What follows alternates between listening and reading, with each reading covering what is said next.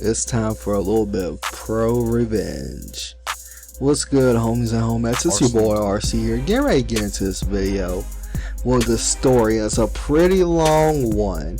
This was posted by the Matt Green and it's called "Management Tries to Fire Me.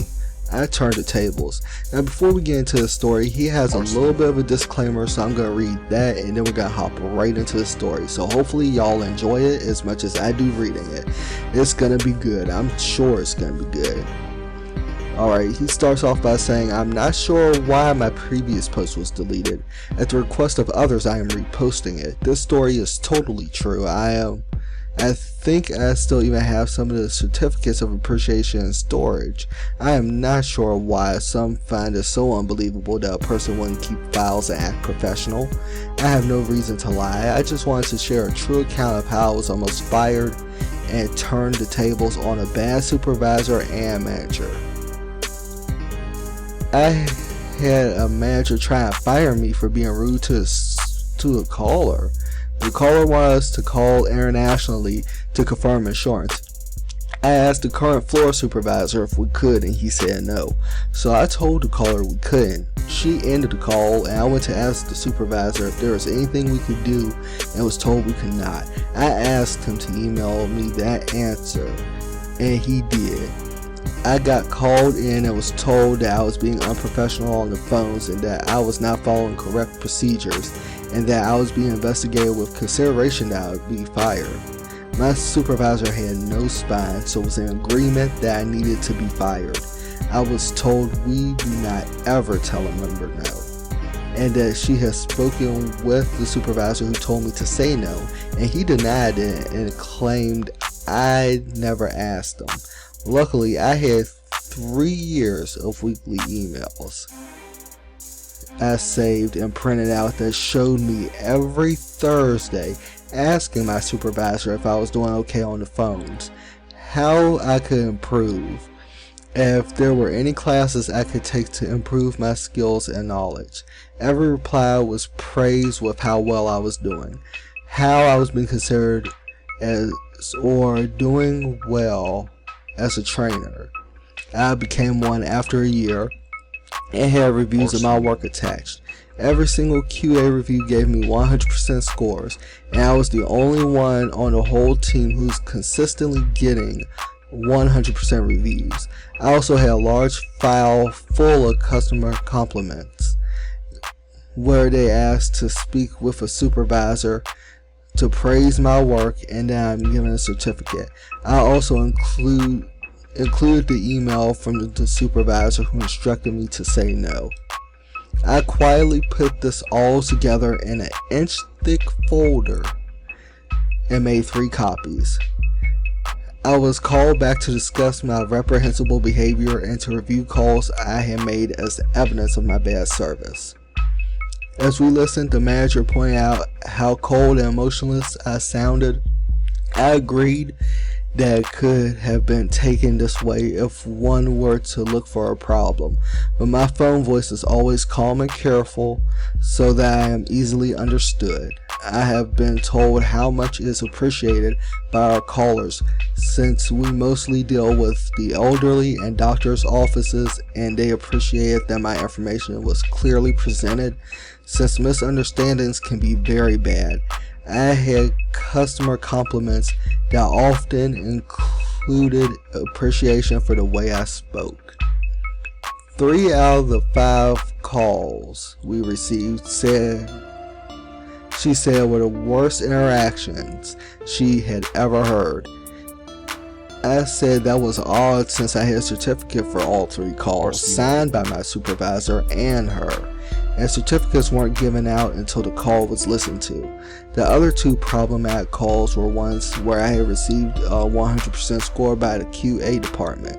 So I asked, well, my supervisor is telling me weekly that I am doing the best on the team. The QA department is telling me I am always meeting 100% of my goals, and the customers are giving me positive reviews. So, if my attitude has been such a problem for so long, why wasn't it addressed before? No answer. I demanded to know why this issue was allowed to continue for so long.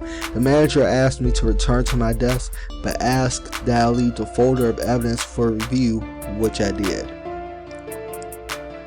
I went to lunch, and when I returned, there was a computer error that wiped my email profile and all saved emails from my email account, and my computer had been reformatted to fix the error.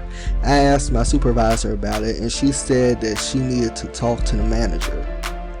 I was called in again and told that without any evidence to back up my claims of 100% QA scores and my customer appreciation certificates, they had no choice but to move forward. I asked where my printed copy went, and the manager claimed she didn't have it and that I had never given her a copy. So I pulled out another copy of all the paperwork and explained that deleting it off my computer didn't delete my copies, nor the copies she had no access to on the company cloud, which is where I backed up my information daily, something that was so uncommon the supervisor didn't even know it was something we could do. I then asked for an HR representative, and the manager said I waived my right to have an HR rep present when I didn't ask for one at the start of this mess. I said the matter should be put to rest, and manager said she was the one who decided this, as she was the one in charge. I can't believe that. That's just crazy. This is crazy. I'm halfway done reading it. I don't think I'm even halfway done reading it. It seems like a hot mess. She also handed me a write-up and demanded I sign it. I took the time to read it, and of course it had me admitting that I was 100% at fault and that I would not retaliate in the slightest regardless of action. It wasn't even on the company's disciplinary form. It was written in Word.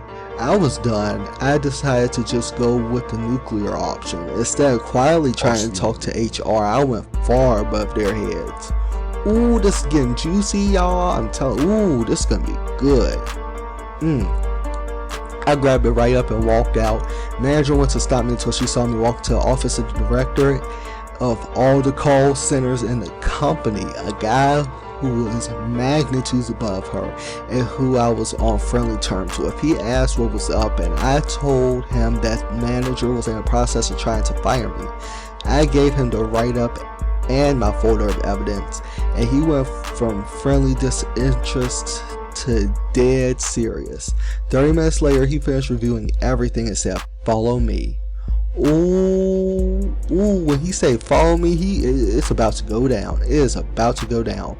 We returned to the manager's office, and she turned white when the director told manager, calling supervisor and HR. He kept asking her what she was trying to do, why she was going after me, and why she felt like it was okay to try and delete evidence from my computer. He never yelled. He would ask her a question and then patiently wait for an answer which she couldn't give. Whenever she would bring me up or look at me, the director would say something like, "No, don't look at him. You and I are talking right now." When supervisor arrived, he did the same to her. No answers, just stammering and half excuses. HR arrived, and manager jumped to speak to me. To speak over me. Ooh, it's so good I'm stumbling over my words. That's how good it is. HR arrived, and manager jumped to speak over me to give her side. Supervisor did the same once manager was done. They were clearly trying to run out the clock since HR was a small department and had blocked out time for meetings. I finally mentioned this, and the HR person said they had canceled all other meetings today and she would be there as long as it took to get to the bottom of this issue. Manager looked enraged. Supervisor looked pale and terrified. I was then taken into a separate office to give my side. Manager said she had the right to be there, and the director told her and supervisor that they had the right to sit there and wait. Both were told they were not to leave until he told them they could, because both were known to disappear and go home if any problems happened on the floor. HR director and I had a nice chat. We went over my evidence and call history, listened to the call to start the whole landslide, and then asked if there was anything I could think of. Anything I think I could have done better. It is so good I'm stumbling over my words, y'all. I am so sorry. I said that I could have asked a different supervisor for help. I used the HR person's laptop to pull up my stuff I had saved on the cloud, and there it was, document after document, providing my side. Emails from supervisor, emails from manager, all praising me. Proof of my 100% QA's everything. Director was almost gleeful that he finally had something concrete, because there had been complaints about the manager and supervisor, but those complaining never did anything. He called the QA manager in and got a statement about my QA scores and how it's professional 100% of the time, and pulled in supervisors from other teams who confirmed I was a pleasure to work with and always went above and beyond to help. It felt pretty good to know that I was actually appreciated by people who matter.